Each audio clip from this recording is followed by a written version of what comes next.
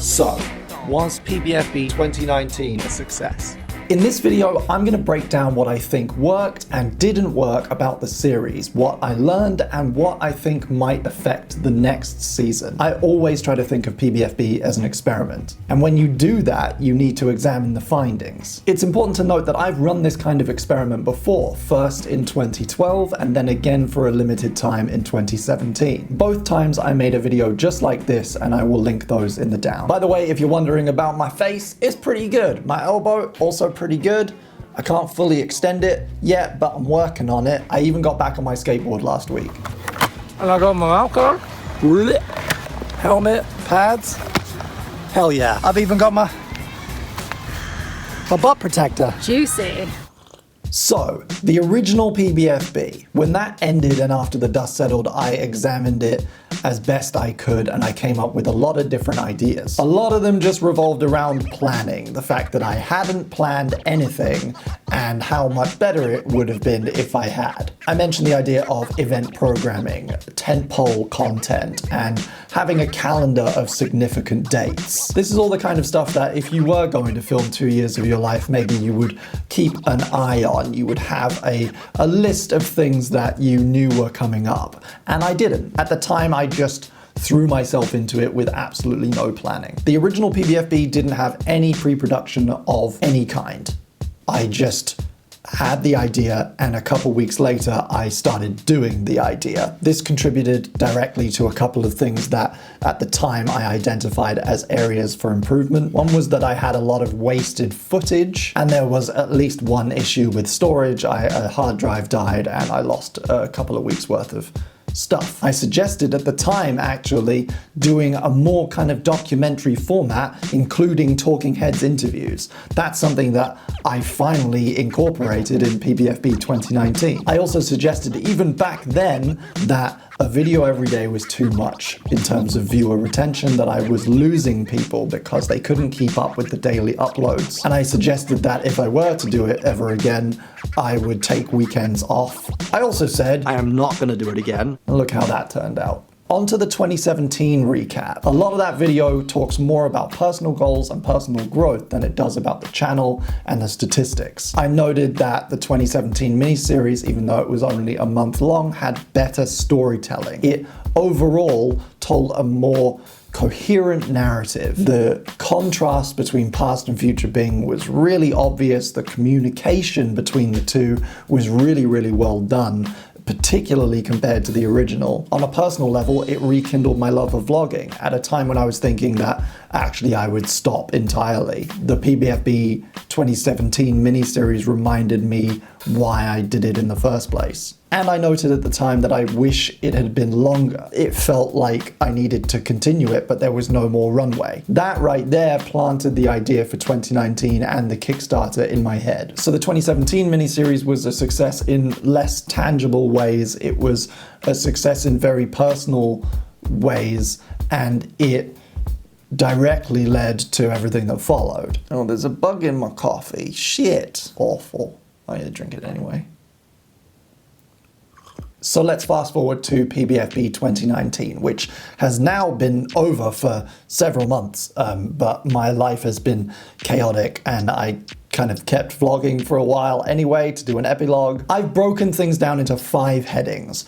What worked, what didn't, what could be better, surprises, and major discoveries or decisions. Let's start with the first. What worked? PBFB 2019 was really good. I think it was very high quality. I think it told a compelling story, and it shone a light on a lot of cool ideas and people and personal development. It has the best trailer out of all of them. That's probably just because I'm a more experienced editor at this point. The storytelling aspect of it, I think, is strong as 2017 was. For the most part, there is a clear relationship between past Bing and future Bing. Stop it! Oh, stop it! They do talk to each other. There is interaction between the two, which makes it fun. 2 months definitely worked better than 1 month. The halfway twist, where I revealed that it was 2 months long, worked really, really well. I'm the man. I'm in control right now, and I'm saying, This one's 2 months long. Comment if you disagree, but I think for the most part, I had you all fooled. You thought it was about to end, and then it didn't, and it got, from what I could see, it got the reaction that I wanted it to. The talking heads. Now, they weren't perfect, and we're going to get into that, but I think they added a nice variety to it. They made it feel a bit more inclusive, and they satisfied a personal goal of mine, which was to make the show less about me. I know it is a show about me, and I can't avoid that, but I wanted to include other people's voices, and I did that, and I think it worked. It also made it feel more like a documentary and less like a vlog, which is very good. There is always going to be this rough and ready DIY first-person aspect to it, but it felt like it had higher production values. Also, and this is a big one, it achieved its primary goal of promoting the Kickstarter. We hit the goal on the Kickstarter, we surpassed the goal on the Kickstarter. The Kickstarter was a success because of this series. Okay, now for what didn't work. The interviews could have been filmed better. That's just a fact. I dropped the ball because I was doing too much and I didn't have enough help. Some of the sound is very bad. All I could do was clean it up and apologize to those people for doing that. There is a lot of variety in white balance and saturation and lighting that I wish I could have done in a bit more of a uniform way. I could have been better, and it definitely doesn't reflect my ability as a filmmaker. I also think the interviews could have been used better, particularly the remote ones. The sit-down stuff that we shot at the YouTube space was amazing. I was able to ask the right questions, I was able to adapt and respond and get them to talk about things that I knew were going to be relevant to things happening in my own life. That allowed me to cut away to people talking about related issues and weave the interviews properly into the narrative. The remote ones were a lot more restrictive. I shot some of them at Playlist Live myself, but most of them were sent to me. They were self-shot and sent to me, following just a couple of prompts that I had sent that person. As the series progressed, I realized that I hadn't really given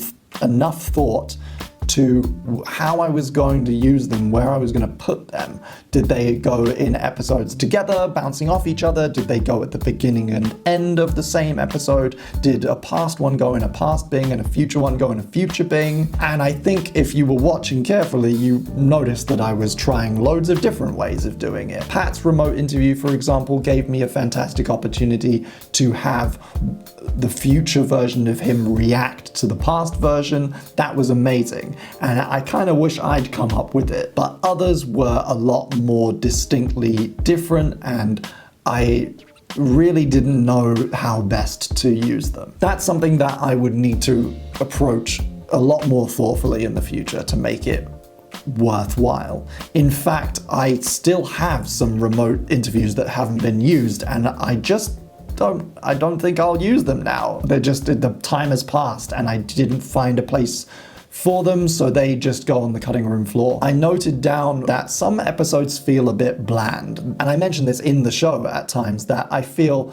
my production values have not stepped up with the times, and that's something that I want to address. When I realized about halfway through the show that I wasn't happy with the way that it looked, I did start trying to pay more attention to that.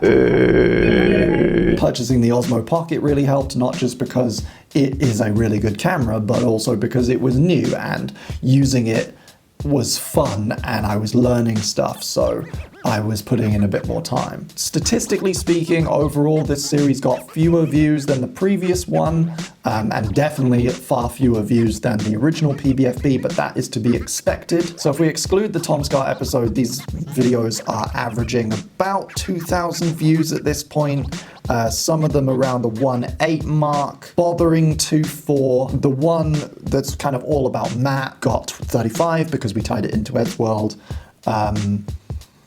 We got 3.5 on my all caps homeless one because that's a striking title, and some of the longer ones, over 10 minutes, 11 minutes, 12 minutes, they're getting pushed a bit more because they have ad breaks in them. But on the whole, it really looks like kind of 2 and a bit is the average, with things like fixing YouTube, getting angry at YouTube, talking about Matt's house, and reconciling with Tom being the big outliers. I found a few things quite difficult as the show progressed. One was reaching new viewers. Even though I had these remote interviews, I had these YouTube space interviews, and I had all the amazing people that I had talked to in these videos, that wasn't translating at all. Some people shared the videos that they were in when they came out, other people didn't. Whatever I thought was gonna happen didn't. I think partly it is because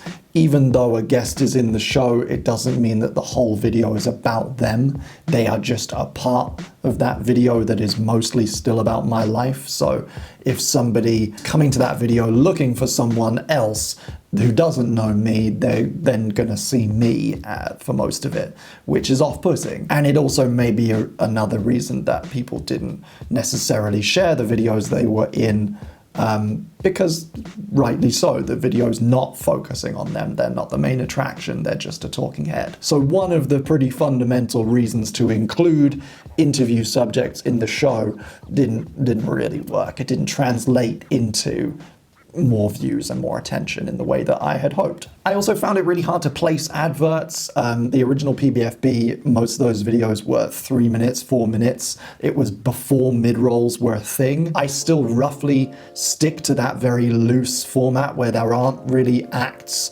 and clear stops and starts.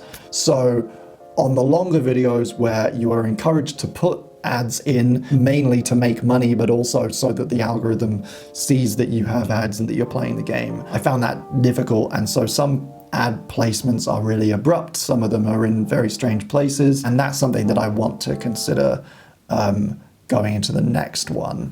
Passbing got fucking lazy. Passbing did not do his work, and he left things for me to edit, which is something that just cannot happen. I kind of downplayed it, I think, in the show, but it really, really was stressing me out and getting in the way of my life and my other responsibilities, because not only did I have to shoot and edit on future Bing days, but towards the end of the series, I was also spending extra hours those days or the next day entirely editing past Bing videos that just hadn't been made. Not even a construction edit, nothing. That really took its toll, and it really affected my ability to make the series as good as it could be. And also just I didn't have downtime towards the end of it. It really was a marathon that I didn't sign up for. There was a storage failure, which again, never gonna happen again. There was a computer failure. My laptop started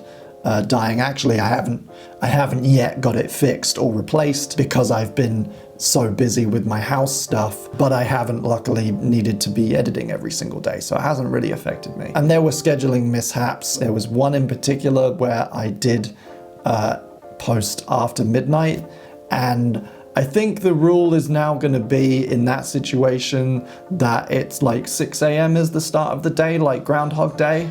That's when the day begins. So anyone who wants to call me out on uploading after midnight can take a running jump. What could be better? I've touched on this already. I think the sense of format. It's very nice and nostalgic to leave it this loose, but I really want PBFB to feel like a TV show. I want it to have beats and particular even segments, you know, that repeat, and for the viewer to really know what they're going to get without completely killing the spontaneity of it, which is a tough line to tread, and it's going to be interesting working on the new one. I think it would be better to hit a more uniform length that kind of ties into the same idea. Videos in PBFB 2019 are wildly different lengths. Again, excluding the Tom one, which is a kind of special event. They are all very different lengths, some of them quite short and some of them up to 15 or 20 minutes long. Getting an average, hitting an average there and trying to stick to it would improve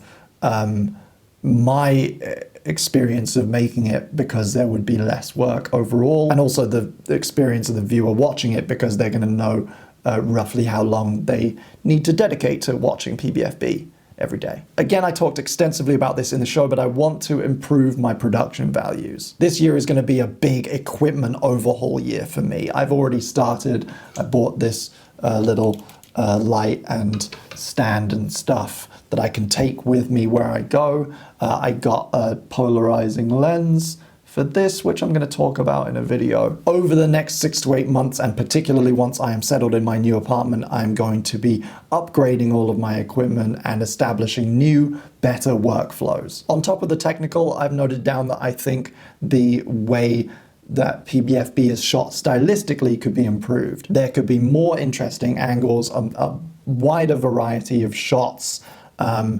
I could take cameras with me on more locations.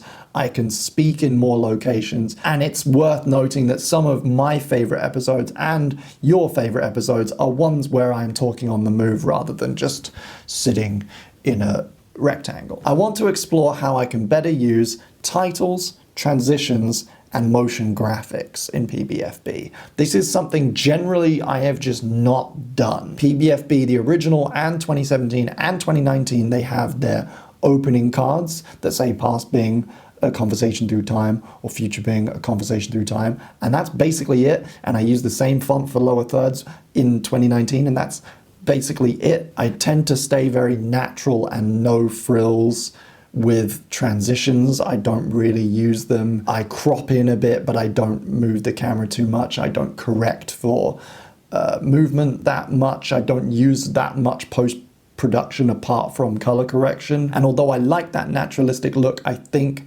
it behooves me to investigate ways that I could make it more interesting. I also think that the way I used social media could have been much better, particularly if you compare it to the 2017 miniseries. So now for what surprised me.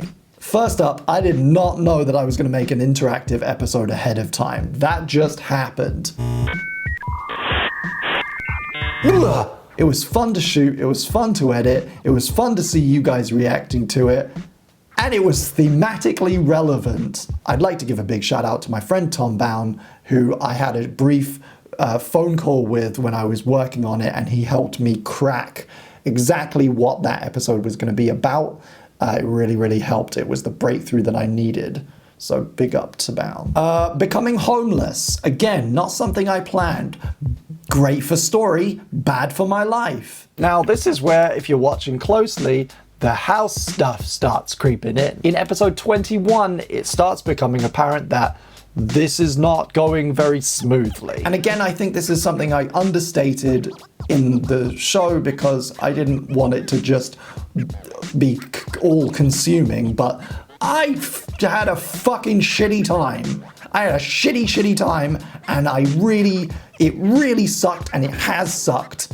The last 4 months of my life have just been this fucking stressful limbo. There's only so much that you can talk about that on camera before you start repeating yourself and people lose interest. So it definitely sucked, and I wish it hadn't happened, but it did give the series a bit of an unusual flavor that it wouldn't have otherwise had. Another surprise, that I got to make the Tom video, that we actually sat down and reconcile, and that it was so wildly successful. I knew that it would be a big deal because people have been openly speculating about our relationship for as long as it has been an issue. I didn't expect people to find it that interesting, but I'm glad it happened and it's out there. I also didn't plan to make an epilogue. I was just gonna end the show and then make this video, but because there were so many threads left unfinished, I felt that I needed to continue vlogging just for a little bit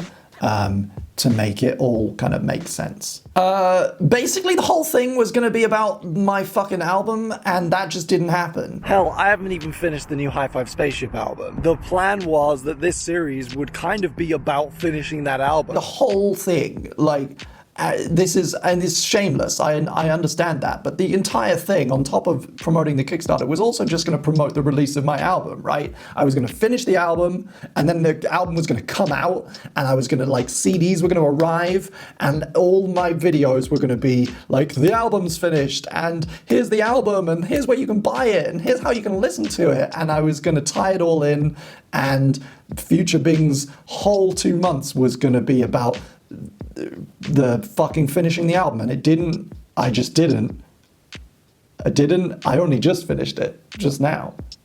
It's finished, by the way. So that was a surprise, because I thought I had like a rough idea of what Future Bing's life was gonna be, and that's just not what happened. And I was genuinely surprised by the reaction to the Kickstarter. I was so nervous about it, because I really couldn't predict how it was going to go down, and I was pleasantly surprised by all of the support, the comments, the feedback, and the fact that it shot way over its goal. That was an amazing surprise. So the last section of my notes is major discoveries / decisions. This is information that I have learned from this experiment that is going to directly lead to me doing things differently in the next one. First up, weekends. I have flipped and flopped on this topic for a very long time, but everything that I have learned, everything that I've seen, tells me that a video every single day is both exhausting and actually negatively affects your audience. So I've made the executive decision to not upload on weekends for PBFB 2021. That doesn't mean I'm not going to be shooting on weekends, but it gives you guys 2 days to catch up. It gives me 2 days to either wind down or work on the next one a bit more. It gives me the ability to shoot over the weekend and then craft something slightly nicer out of it. It's not a decision I came to lightly, because I do believe that the marathon aspect of PBFB is what gives it such honesty. But everything else told me to take weekends off. The second big decision that I made goes all the way back to stuff that I talked about when I finished the first one, which is I'm going to make a calendar. I'm going to spend some time this year making a calendar of the next 2 years lined up, so that I know what is happening, whose birthdays are happening, what big national events are happening, when elections are happening, when there are particular holidays, so that I can actually plan. PBF, I know, crazy. I'm gonna plan it. It's gonna be planned.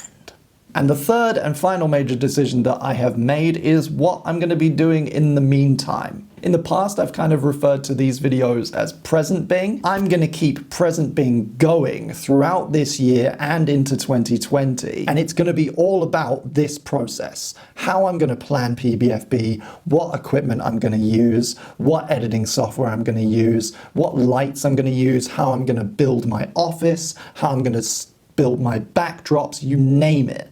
I'm going to be testing equipment, I'm going to be reviewing stuff, I'm going to be learning new skills, I'm going to be talking with people about SEO and about compression, and essentially kind of relearning filmmaking, updating my skill set, updating my equipment, and talking about everything that's going to go into the new series. Think of it as a behind the scenes, only it's happening before the thing, because once it starts, I'm not going to have any time to do that. So hopefully those of you who enjoy PBFB will also enjoy watching me try and learn and improve PBFB, and especially anyone who's watching me who makes their own videos or is a film student themselves.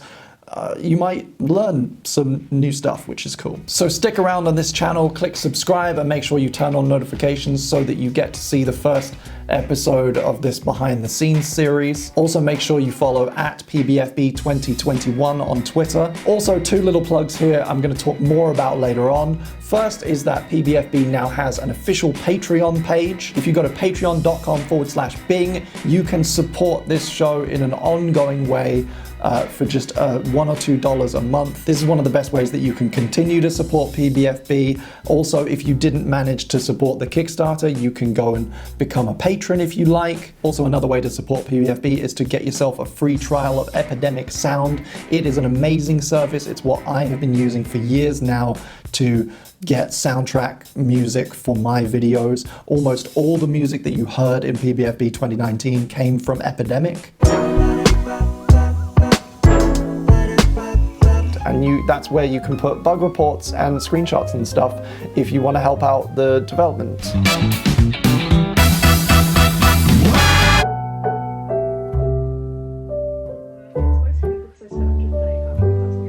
Time to hunt some ghosts.